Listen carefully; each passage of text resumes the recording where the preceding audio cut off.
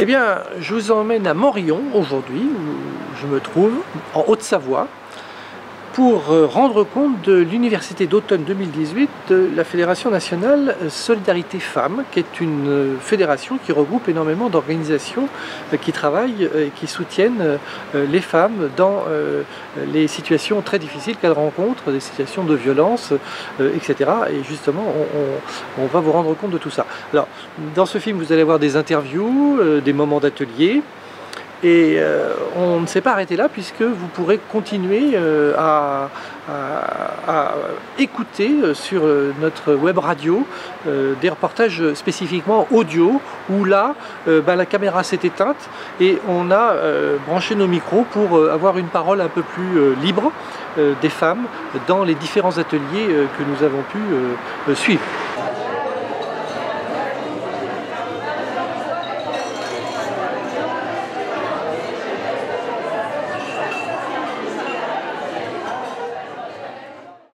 J'arrive à Dombasle et à Dombasle j'étais dans une famille d'accueil. Donc dans les familles d'accueil, elles reçoivent évidemment des enfants.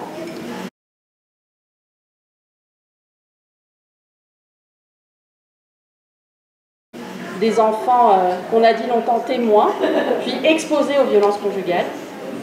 Alors c'est un gros sujet parce que l'UNICEF disait qu'il y en avait 275 millions d'enfants concernés. Et que c'est aussi notre avenir. Alors ce soir-là, on a beaucoup parlé des enfants, de ce qu'on pouvait faire aussi pour les accompagner, pour les aider à sortir des violences, pour qu'une parole d'adulte soit posée, mais il y a encore beaucoup de choses à faire. Alors, rassurons-nous, le Conseil économique social européen a émis une recommandation. Il en a mis plein, en fait, mais en 2006, il a émis la recommandation que tous les États doivent prendre des mesures. Donc on peut rajouter ça à une prochaine motion, pour s'occuper du sujet. Il se trouve que nos premières associations, la première étant l'association Flora Tristan de Châtillon, et puis ensuite l'association Flora Tristan de Strasbourg et Grenoble, etc. Nos premières associations ont été créées dans les années 1970. Elles ont été créées à partir de faits divers absolument dramatiques, bien évidemment, par des militantes féministes, en général issues du MLF, qui pour la plupart se sont émues du sort de leurs concitoyennes et donc ont créé des refuges qui progressivement ont été financés, etc. etc. Il se trouve qu'au bout d'un certain temps, plusieurs associations existant sur le territoire français ont trouvé et ont pensé à juste titre qu'il était très important de se fédérer, en tout cas se réunir d'une manière ou d'une autre pour pouvoir avoir un poids politique un peu plus important, notamment auprès des pouvoirs publics parisiennes, donc gouvernementales, mais également en province où ça se décline de manière un petit peu différente. Donc ce qui fait que, effectivement, cette fédération a été créée en 1985 et donc par un rassemblement d'associations locales, ce qui fait que les statuts de notre association sont des statuts très particuliers et très intéressants dans la mesure où c'est une association où tout est à la fois montant et descendant. C'est-à-dire que ce n'est pas une association où Paris dicte un certain nombre de choses à la province, mais où les informations de la province remontent, celles de Paris descendent, et en fait c'est des interactions qui aboutissent notamment à ces universités d'automne où nous sommes aujourd'hui, qui sont un lieu d'échange formidable.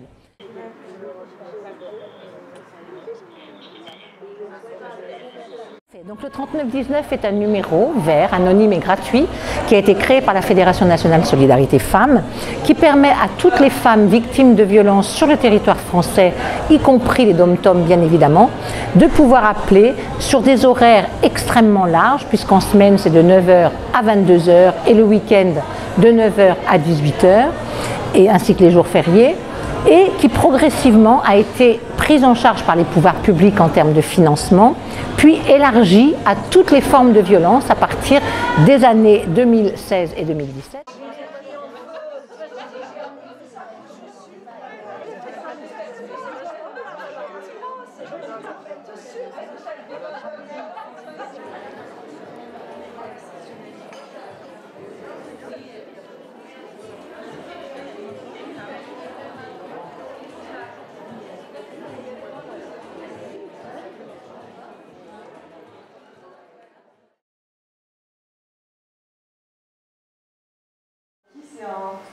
c'est un passe-temps et un objectif. Enfin, c'est une façon de décharger une espèce d'énergie négative en fait. C'est pas d'énergie négative, d'accord, mais bien orientée. Alors, ça peut être organisé, ça peut être carrément dogmatique et tout, bien sûr. Là, je parlais du jeu. Je pense que ça va être une discussion qui va revenir là, c'est plutôt par un état des lieux. Parce qu'il n'y a pas trop de victimes du troll et il n'y a pas d'âge. Ça peut être aussi des adultes qui vont. Bon, il y en a qui ont une séance dans des trucs super sexistes et les autres qui leur disent mais non, mais t'as rien compris, tu te souviens pas de ce qu'on a fait la dernière fois. Enfin, bon, mais après, on peut pas. Et sur cette phrase, justement, ils arrivent bien à restituer l'idée que les filles sont victimes de sexisme parce qu'elles sont agressées parce qu'elles sont des filles. Ils arrivent à le restituer lors du débat. Donc ça, c'est chouette. C'est-à-dire qu'ils ont senti que les filles et garçons n'étaient pas attaqués sur les mêmes critères. Donc s'ils peuvent le restituer à ce moment-là. Qui a fait la BD, il fallait demander. Et c'est exactement ce que vous dites en fait. C'est une troisième journée de travail, c'est-à-dire qu'aujourd'hui, si on regarde dans les tâches domestiques, pas seulement les tâches ménagères, mais aussi le fait de et d'arrêter de donner encore une fois, si on est juste des pages là avec des micros, autre chose, ça sert à rien. Et là, le problème aujourd'hui, c'est qu'on est comme ça. D'accord. C'est-à-dire que vous avez des gens qui discutent beaucoup en France nationale, c'est bien à dire. Et sur le discours qui est transmis à la consentement de l'enfant, son corps lui appartient. Sur place, en fait. Oui, on a dévié. On a dévié sur les parts. Voilà, finalement le thème c'était les enfants et on s'est rendu compte qu'on a beaucoup parlé au travers des enfants, les parents, et qu'est-ce que les parents justement. Les femmes qui nous appellent, toutes les femmes qui nous appellent sans se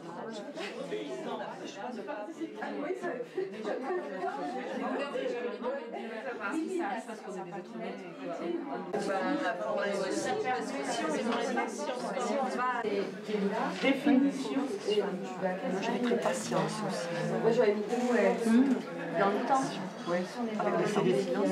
Dans le silence. Dans le silence.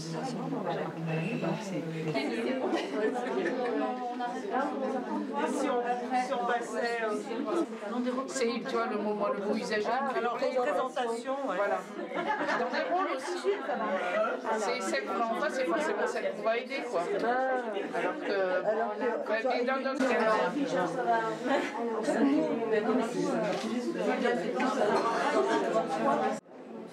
Ouais, ça va sécher, mais ça sèche déjà, ça sèche bien vite en fait. Parce que bon, d'habitude, il reste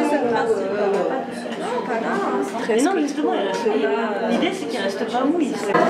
Moi j'aime bien, moi, le mien. Faut que j'arrive à trouver un truc pour faire les yeux.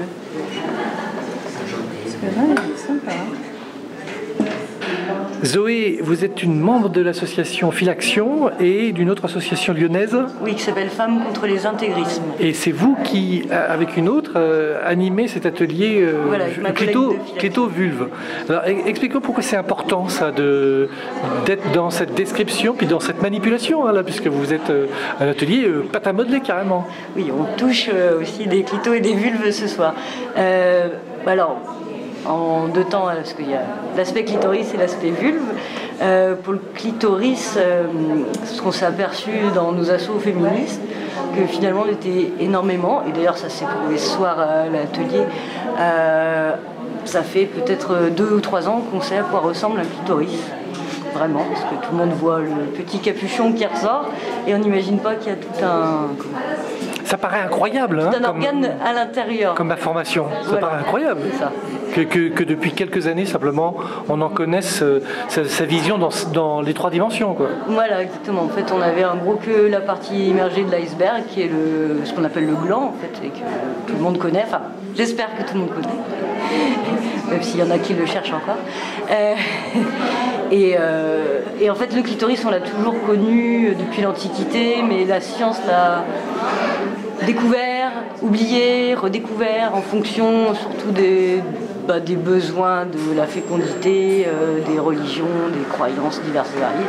Comme c'est un organe qui sert à rien si ce n'est au plaisir, en fait, c'est pour ça qu'il a un peu disparu des sciences.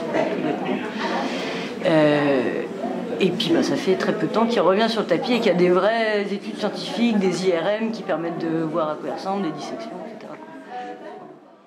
après toute cette réflexion intellectuelle de la journée. Après 2-3 verres en plus, ouais, franchement, ouais, on est inspiré. Franchement, c'est vrai qu'il y en a des jolis là. Ah, mais très bien. Ils sont tous différents, hein. C'est drôle. C'est drôle, hein. C'est vrai qu'on a envie de les faire parler presque. Ah, ils auraient des choses à dire. C'est clair. Ils ont vu des choses. Ah ben oui. J'ai encore vu peut-être 5 personnes ce soir qui m'ont dit ah mais je savais pas que ça ressemblait à ça quoi. Et nous-mêmes qui animons l'atelier, on le sait depuis 2-3 ans. Enfin... À chaque fois vous avez ces retours-là? Ouais, c'est ça. Et du coup effectivement c'est assez incroyable. Et qui plus est, ouais, c'est aussi un organe qui ressemble fort à l'organe sexuel masculin, dans le sens où il y a 2 corps spongieux et 2 corps caverneux, ce qui est exactement ce qu'on retrouve dans le pénis.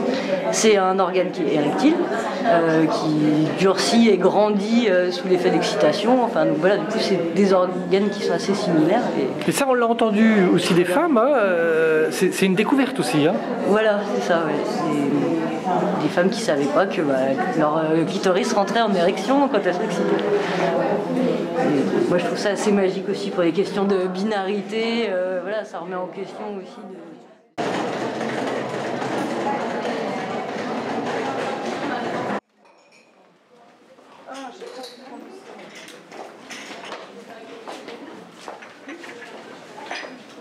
Alors moi je travaille pour l'association Solfa, Solidarité Femmes Accueil, qui a plusieurs pôles. Donc moi je travaille principalement sur le pôle violences faites aux femmes et sur le service du Pas-de-Calais,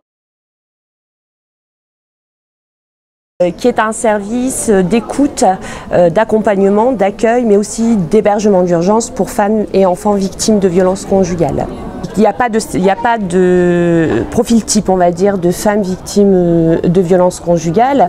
Alors ça va être différent selon que ce soit l'hébergement. Forcément, dans les centres d'accueil d'urgence, on va plus retrouver effectivement des femmes en difficulté financière, dans des situations précaires. Au service d'écoute, on a vraiment toute forme de personnes, enfin tout type de femmes qui nous contactent. Alors peut-être que sous couvert de l'anonymat, c'est plus facile pour ces femmes-là de nous contacter téléphoniquement.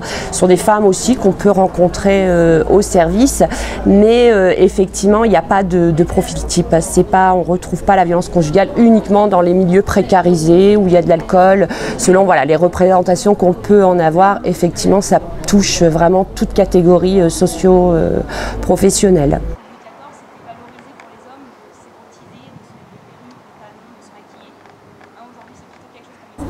Arlette Gauthier, vous êtes intervenue en tant qu'universitaire de l'université de Bretagne occidentale, c'est ça? Exactement. Voilà, vous êtes sociologue et vos travaux portent depuis plusieurs décennies sur la différence entre les hommes et les femmes dans les politiques de procréation ou d'autres politiques, mais sur du long terme et puis surtout dans des contextes particuliers comme l'esclavage, le colonialisme, le néocolonialisme.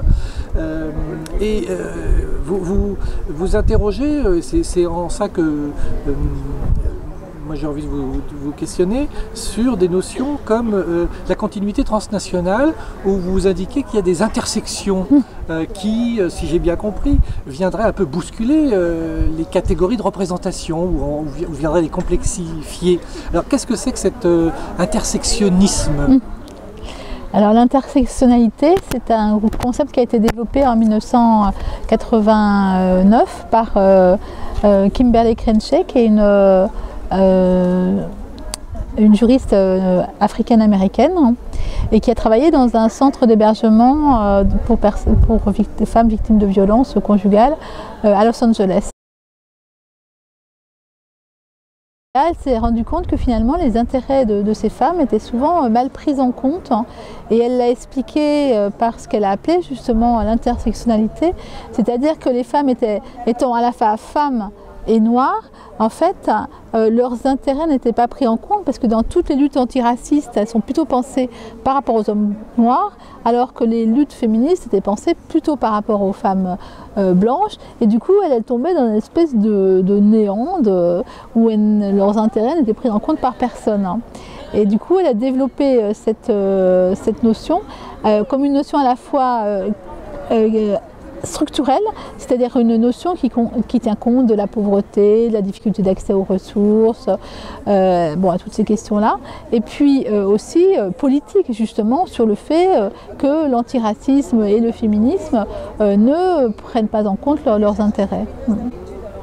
Est-ce que cette notion-là, elle recoupe quelque chose qui est venu un peu à l'actualité il y a quelques mois, sur cette notion de racialisation, qui est finalement une notion assez ancienne, enfin, fin des années 70. Est-ce que ça recoupe ça, Oui, parce que finalement, elle travaille sur les intersections du genre, de la race, mais aussi de la classe.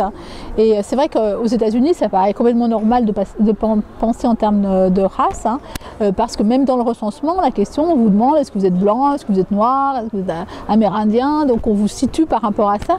Et tous les tableaux qu'on trouve, nous, sur les catégories socio-professionnelles, là-bas, on les trouve par race, donc c'est une évidence. Alors c'est vrai qu'en France, la notion de race, elle a été plutôt introduite à partir de 2006, notamment par Didier et Éric Fassin, à la suite des émeutes de 2005, pour dire, non pas qu'il y avait des races, puisque évidemment des races humaines, il n'y en a pas, c'est évident, hein, mais du fait que finalement, les catégories deviennent quelque chose de très figé, et en fonction de telle ou telle origine, on va vous dire que vous avez tel ou tel comportement. Et donc c'est ça qu'on appelle la racialisation, hein. C'est toutes les idées qu'il y a derrière le simple fait de voir quelqu'un lui attribuer une origine, des caractéristiques, des façons de faire, alors que cet individu, bah, il est comme tout le monde, il est extrêmement, il peut être très varié, quoi. Et on redit le contexte, ça aidera peut-être à comprendre, parce qu'il y a une vraie incompréhension par rapport à ça. C'était à l'occasion d'un stage d'un syndicat d'éducation, hein, qui souhaitait qu'il n'y ait pas de femmes blanches ou d'enseignants blancs dans la réunion. Hein. Et ça a été très très mal pris, cette chose-là. Comment vous le voyez ça dans notre... Justement, vous parliez de la différence entre les États-Unis et la France, dans notre système à nous, où on a quand même, c'est même au fronton, l'égalité comme quelque chose d'important. Qui n'est peut-être pas le cas aux États-Unis. Oui, il y a égalité, liberté et fraternité. Et ce que les femmes ont dit depuis longtemps, hein, c'est que l'égalité et la liberté, ça concernait les hommes et que ça ne concernait pas les femmes. Et donc on disait, nous les femmes, et pour penser justement les discriminations, ben, il y a des moments où les femmes, dans les années 70 et depuis, hein, on pensait qu'il fallait être en non-mixité et réfléchir à ben, qu'est-ce qu'on vivait. Et aujourd'hui, c'est vrai qu'il y a des groupes de femmes qui disent, ben, nous, on a besoin d'être aussi en double non-mixité, c'est-à-dire d'être seulement entre femmes noires ou femmes racialisées, parce qu'on a un certain type de problèmes qui sont spécifiques et dont il est difficile de parler par rapport aux femmes blanches. Du coup, la discussion ne devient pas très intéressante. Il y a des moments où on a besoin de se focaliser sur qu'est-ce qui nous arrive pour qu'on est traité comme ça. Et une des façons, par exemple, on sait que les femmes racialisées vivent beaucoup plus de harcèlement dans la rue, hein, et donc pourquoi ça renvoie quand même à tout cet imaginaire qu'il y a autour des femmes coloniales qui en demanderaient toujours, qui seraient très sexualisées, etc. Alors que ce qui les rend sexualisées, ça a été d'abord effectivement le fait que les propriétaires d'esclaves ou les coloniaux avaient le droit de faire ce qu'ils voulaient et qu'ils ont justifié ça en disant que voilà, non, c'est pas qu'on les viole, c'est qu'elles ont envie de l'être. Donc il y a des choses comme ça dont elles ont besoin de parler entre elles. Hein. Et vous, en tant qu'universitaire, comme chercheuse, comment vous analysez cette réaction aujourd'hui en France, par exemple, ou cette incompréhension d'une non-mixité, il faut le dire, pendant un temps donné, hein, à l'occasion d'un travail particulier? Oui, je trouve ça assez incompréhensible, mais c'est un petit peu, c'est un peu l'indice d'une résistance au fait que ces femmes puissent parler de leurs problèmes et élaborer des stratégies et des revendications contre ça. Donc c'est un peu un moyen de les faire taire en fait. Hein. Oui, il faut rappeler, historiquement, il y a 40 ans, 50 ans, c'était une revendication puis une pratique du MLF. Hein. Ah bah absolument, extrêmement, bien sûr, et c'est comme ça qu'on a réussi à penser le rapport à la contraception, à la violence, raconter les expériences qu'on a vécues, et c'est ça qui nous a permis d'avancer. C'est quelque chose assez essentiel quand même à la constitution d'un collectif en lutte, c'est de pouvoir faire l'inventaire des problèmes, des difficultés qu'ils rencontrent, pouvoir les analyser et pouvoir élaborer des revendications à partir de ça. Donc c'est quelque chose qui est complètement normal.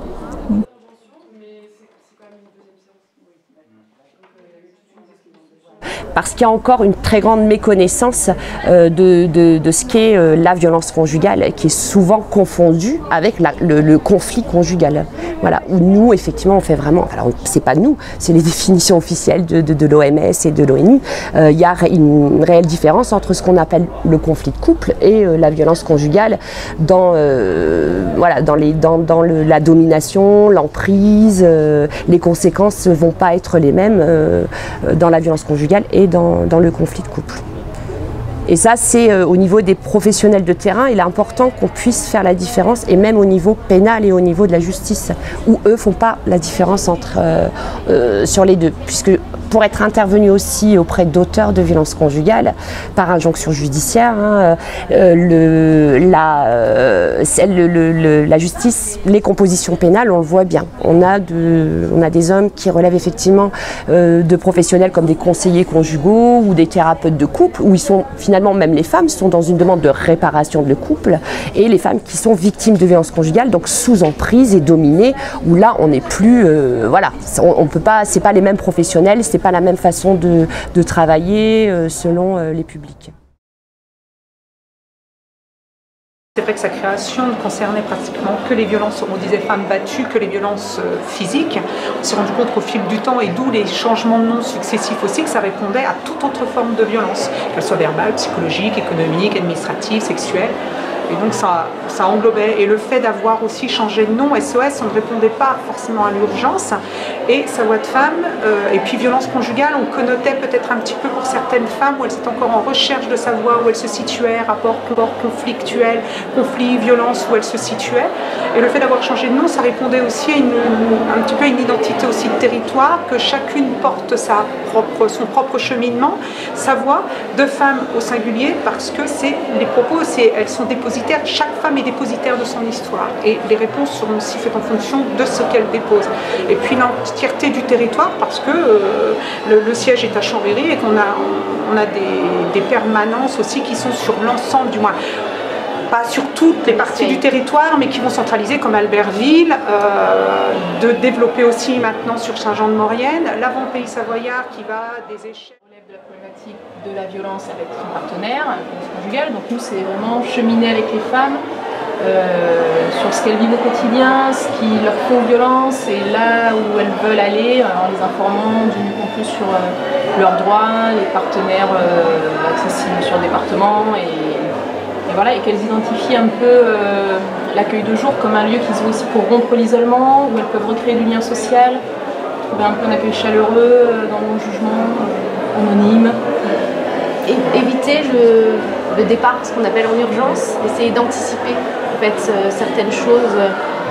Alors il y en a des personnes qui viennent en urgence, mais voilà, l'idée c'est vraiment de pouvoir leur permettre d'avoir des outils, des ressources oui, qui leur permettent d'anticiper ou d'envisager leur départ autrement que l'urgence. Alors une précision, elles peuvent venir avec leurs enfants.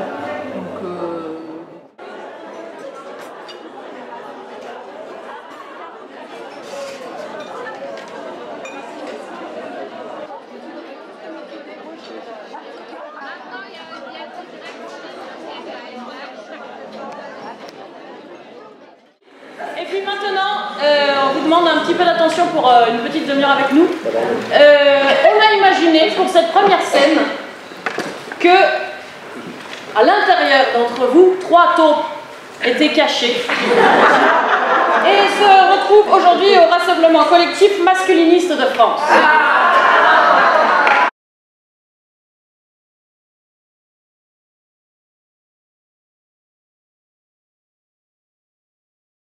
Encore une fois, elles nous écrasent les couilles parce que là, elles arrivent à rassembler des nanas et en plus quelques mecs aussi de toute la France, de Bretagne, il y en a, ils viennent de Saint-Brieuc. C'est buts.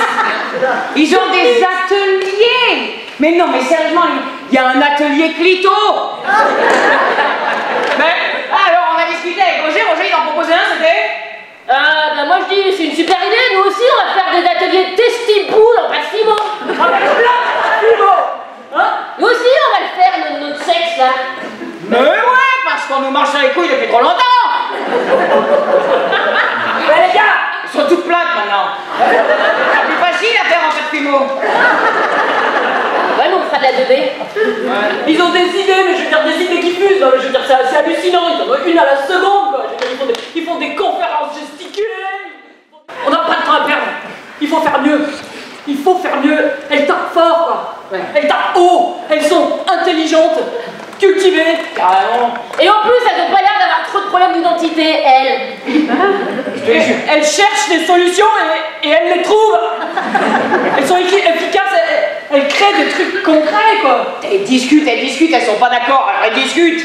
Elles sont pas d'accord, elles discutent, à aucun moment ça se fout un pas dans la gueule.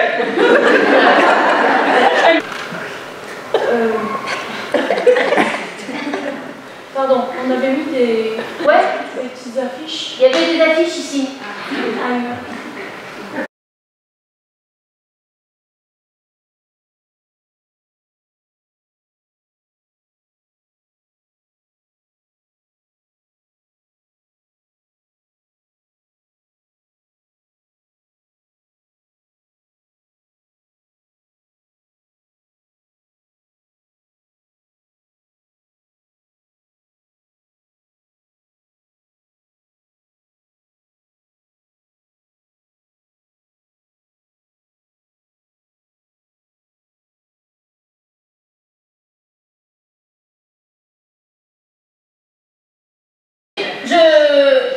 Je suis chez moi. Je vais le dire très clairement en fait. Je suis chez moi ici. Voilà, ici c'est chez moi.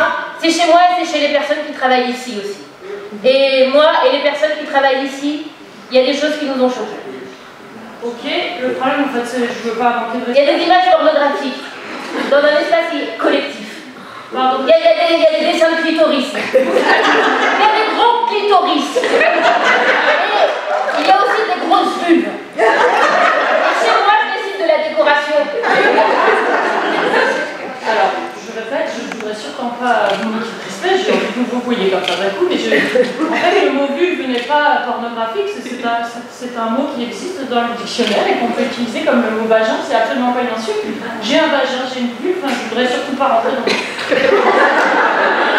mais tout ça pour dire qu'on a quand même payé. Mais en fait, loin de moi l'envie de rentrer dans un conflit, je voudrais juste savoir où sont les affiches. Parce qu'en fait, on travaille, on en a besoin. Avec beaucoup de bon sens, les affiches, je les ai rangées. Pendant ce temps-là, dans l'atelier 6. C'est un sujet extrêmement important. La loi de 2016 remet aussi les enfants victimes de violences au centre du dispositif. Donc je tiens à faire ce petit rappel aussi. En fait, pardon, je suis un peu malade du temps. Et dire qu'on glisse un peu parce qu'on est quand même là pour parler de la violence. On ressent. Voilà. Alors, donc violence féminine. Du coup, moi j'aimerais peut-être parler de la pilosité. Non, c'est quelque chose qui se passe au niveau du poil. On glisse. Si, moi je peux plus supporter. Alors, il y a un mot qui revient, un pervers narcissique, l'a jeté avec un PN. Et du coup, alors bon, je comprends parce qu'à la fois elles sont soulagées parce qu'il y a un diagnostic, en général ça vient d'ailleurs qu'au premier, hein.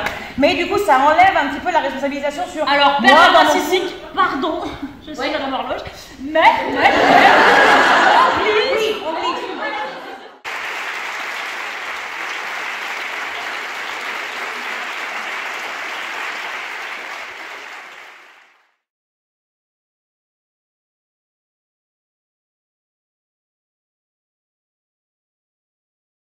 Le projet m'est venu donc c'est en fait sur une bâche parce que je travaille sur de la toile sur laquelle j'en colle un papier et le dessin en fait est fait au fusain à partir de photos et j'ai commencé ce projet en fait parce que ça fait longtemps, ça me regarde moi en fait dans mon propre rapport au corps qui n'est pas simple dans la mesure où peut-être ça n'a pas été facile de devenir une femme, c'est pas facile de vieillir, c'est pas facile de savoir qui on est vraiment, parce que tous les jours je trouve qu'on se voit pas forcément pareil dans le miroir, avec les années, avec les amours, le corps est quelque chose peut-être qu'on apprivoise et ça va mieux, mais je m'occupe aussi parallèlement à des ados, etc. et tout, je vois que le souci est toujours le même, que souvent les jeunes, en fait, les images qui sont proposées sont bien souvent des images de publicité, et qu'au lieu de représenter les jeunes, ces images, en fait, les jeunes veulent ressembler à ces images auxquelles on ne peut pas ressembler. Donc en fait, je trouve que ça, c'est des violences véritables qui sont faites tout le temps, voilà, et toujours, et qui se perpétuent.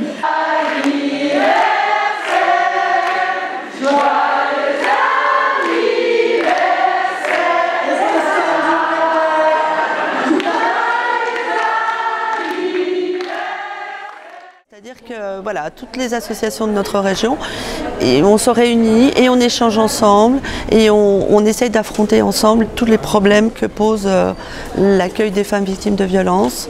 Et c'est vrai qu'on le fait pourquoi à plusieurs, mais parce que nos associations aussi commencent à être épuisées de se battre non seulement aux côtés des femmes, avec la justice, et avec l'ensemble de nos financeurs. Donc on a besoin de ces temps collectifs pour pouvoir souffler. Et voilà, et du coup c'est aussi ce Copil, c'est un très bel exemple de démonstration du fait que oui, on peut faire des choses ensemble, oui, même si on est différentes, oui, on peut aller dans le même sens, on peut dépasser les clivages. Ça, c'est un message important parce que dans le mouvement féministe, il y a plein de positions différentes et nous, on est sur une idée de qu'est-ce qui nous rassemble plutôt que qu'est-ce qui nous sépare. Voilà.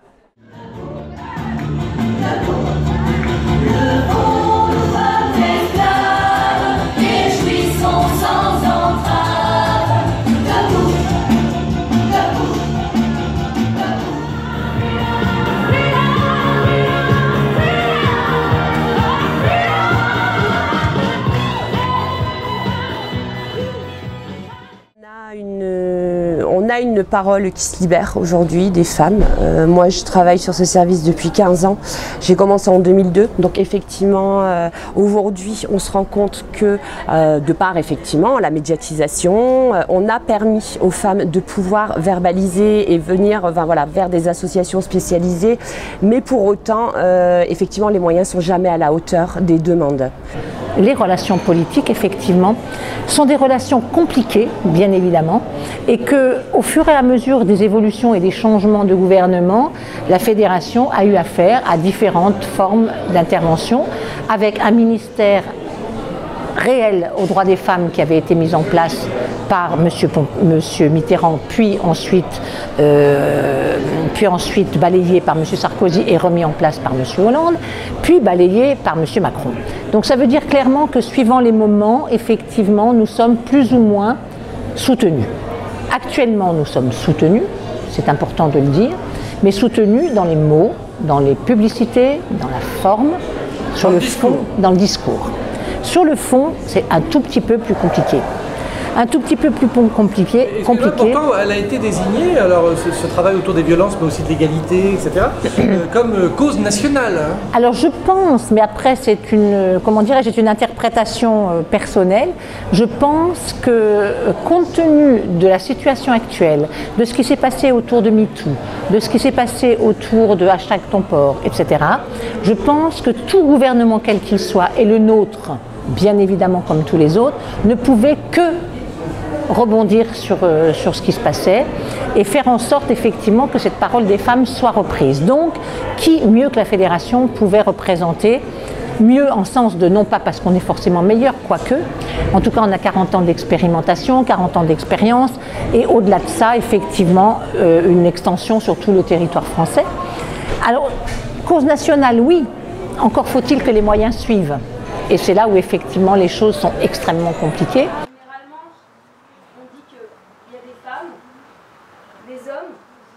On est dans l'écoute, on accueille, on accompagne, on soutient psychologiquement et aussi on héberge en urgence. Donc là aujourd'hui, on nous dit le foyer de protection que vous avez, le foyer d'hébergement d'urgence, il coûte trop cher.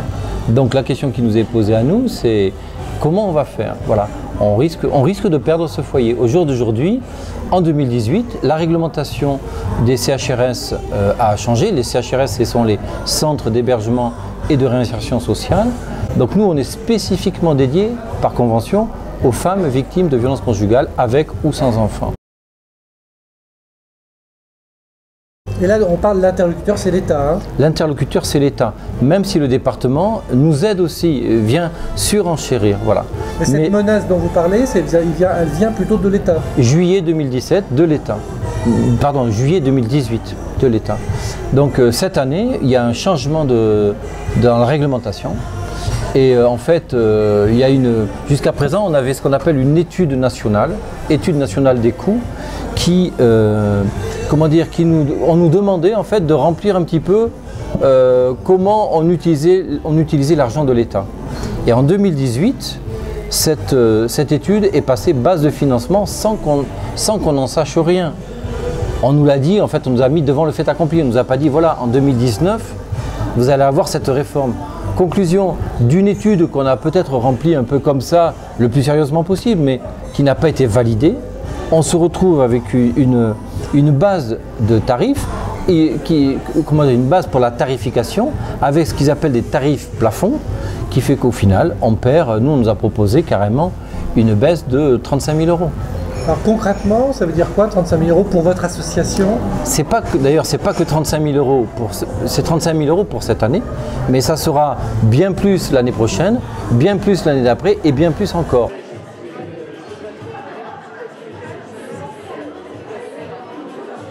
Alors d'abord, je réponds à une invitation très amicale et sympathique de la part des organisatrices de ces universités d'automne ici à Morillon, en Haute-Savoie. Et puis, comme je suis membre de cette délégation au Sénat qui travaille sur tout un tas de problématiques liées à l'égalité entre les femmes et les hommes, et je tenais à être là pour parler des travaux du Sénat et puis témoigner aussi de l'intérêt personnel que je peux porter à ces questions-là comme sénateur. Comme parlementaire, comme législateur, pour que les choses puissent évoluer dans notre pays. Et comme j'ai fait partie des 6 sénatrices et sénateurs qui avons rendu un rapport sur les violences faites aux femmes, j'ai trouvé utile par rapport au programme même de cette université d'automne de pouvoir être là ce matin. Ce qu'on entend, c'est que les moyens ne sont pas là. Alors est-ce qu'il n'y a pas un écart, est-ce que vous le sentez, vous, cet écart entre un discours qui est très fort, la cause nationale, une cause nationale, et puis les moyens, avec nous on entend des centres d'hébergement d'urgence qui vont fermer, enfin, etc., etc. Alors comment voyez-vous cet écart? Alors d'abord je vais vous faire un aveu. Quand on m'a proposé d'entrer à la délégation droits des femmes, ça ne faisait pas partie des sujets auxquels je m'étais intéressé jusque-là, même si j'ai été maire d'une commune pendant 10 ans et que sur un certain nombre de problématiques, l'engagement des femmes en politique, les questions de violence ont pu m'intéresser à divers moments. Mais quand on m'a proposé de m'intéresser à cette question et de rentrer dans cette délégation, je l'ai fait de bon cœur pour aller voir sur le terrain ce qui se passe. Et effectivement, je partage votre constat qu'il y a un travail formidable qui est fait par un certain nombre d'associations sur le terrain. Et c'est intéressant que le Sénat, donc le Parlement, se rende compte de ça, sauf que ça ne saute pas forcément aux yeux aussi facilement que vous le dites, et il faut s'intéresser à la chose pour se rendre compte du travail qui est fait sur le terrain, et c'est ce que la délégation droits des femmes fait, et c'est d'ailleurs ce que le président de la République a pu annoncer au mois de novembre, en faisant de cette cause une grande cause du quinquennat, et en cela je le rejoins, même s'il va falloir maintenant passer à l'acte. Ce qui veut dire que là, ce qui est programmé, pour nous, à moins que d'autres moyens nous arrivent, que ça s'infléchisse, mais je ne vois pas. Il y a une économie qui a été proposée dans le secteur de l'hébergement de 57 millions d'euros. Donc 57 millions d'euros sur toute la France, pour tous les centres comme nous. Ce qui veut dire que les CHRS, qui sont c'est le premier maillon de l'action sociale, c'est-à-dire c'est le premier filet. La loi, dans le code de l'action sociale, il est dit que les CHRS, ces centres-là, sont faits pour accueillir toute personne en détresse. D'économie fait sur le dos du logement d'urgence. Ils ne savent pas, avec les centres d'urgence pour les femmes, s'ils ne vont pas fermer. Est-ce que il n'y a pas un écart entre ce discours-là et les moyens qui sont de moins en moins importants? Et vous le savez, ce discours de cette majorité, de ce gouvernement, de ce président de la République, qui dit il faut faire mieux avec moins. C'est un discours général, d'ailleurs, qui est lié à la raréfaction des finances publiques dans tout un tas de domaines. L'accompagnement des collectivités, l'encadrement des dépenses de fonctionnement des conseils départementaux, qui ont d'ailleurs une compétence en la matière, c'est une préoccupation qui est importante. Dans tout un tas de choses, l'accueil des mineurs étrangers isolés, les questions que vous évoquez, naturellement. Donc, la sécurité, l'accompagnement...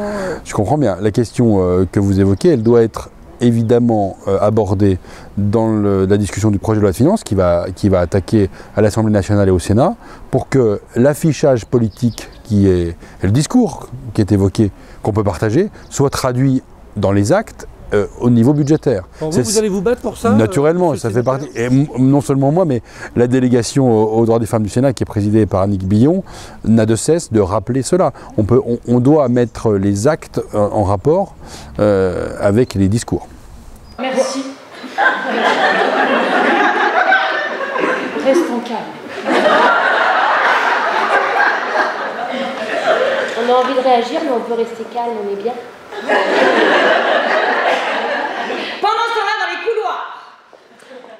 Et malheureusement, ça reste encore compliqué de pouvoir apporter des solutions concrètes. Par exemple, sur les centres d'accueil d'urgence, on a effectivement beaucoup de mal à répondre à l'urgence, où on va passer par des dispositifs alternatifs comme des nuitées d'hôtel, sachant que les nuitées d'hôtel, c'est loin d'être une solution adaptée pour les femmes qui sortent de leur domicile, ou encore même via le 115, puisque nous, sur le Pas-de-Calais, je vais parler du Pas-de-Calais puisque c'est le territoire sur lequel je travaille, il a été réfléchi par exemple à un protocole avec le SIAO, où en gros, pour le faire très court, en disant les femmes victimes de violences conjugales ne sont pas des femmes sans abri, mais sont des femmes en danger dans leur domicile. Ce qui fait toute la différence, effectivement, et qui du coup permet à des femmes qui peuvent se considérer être, ne pas relever du 115, elles ne vont pas forcément appeler le 115 ou même alerter l'assistante sociale de secteur parce qu'elles n'ont jamais été sur ce circuit-là. Quelque part, c'est une porte qu'on leur fermait. Aujourd'hui, les choses sont un peu plus... les femmes arrivent plus facilement à venir vers nous parce qu'effectivement, on a considéré que c'était un public spécifique.